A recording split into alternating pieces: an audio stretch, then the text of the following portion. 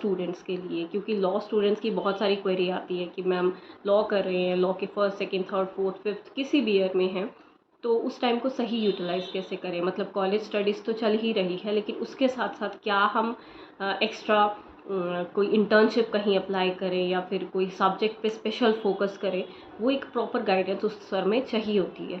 तो कुछ मैं एक टिप्स के तौर पे एक ये वीडियो लेकर आई हूँ, जिसमें मुझे लगता है कि ये चीज़ें जो है बहुत इंपॉर्टेंट है एक लॉ स्टूडेंट को, जब वो लॉ के दौरान उसकी जर्नी चल रही है, लॉ स्टडी जब वो कर रहा है, तो उस टाइम ये फोकस में रखे।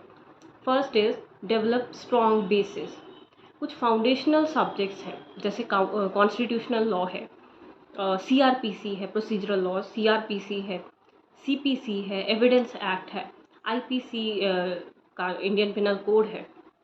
देखिए सब्सटैंटिव लॉ, तो इन लॉज की आपको लाइफ टाइम बहुत ज़रूरत होगी, क्योंकि चाहे आप जुडिशरी की तैयारी करते हैं फ्यूचर में, चाहे प्रैक्टिस में जाते हैं, आप कहीं भी जाएंगे, आपको इन लॉज के लिए जो है इनका एक आपका बेस जो है वो स्ट्रॉन्ग बना होना चाहिए।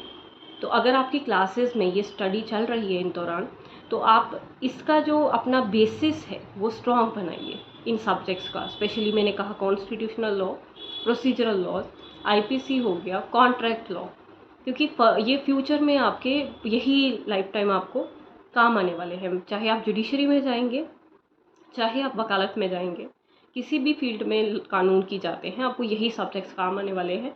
तो इन सब्जेक्ट्स को बहुत ही ध्यान से पढ़िए, बहुत ही अगर पॉसिबल है कॉलेज के अलावा एक्स्ट्रा टाइम दे के इन सब्जेक्ट्स को समझने की कोशिश करिए।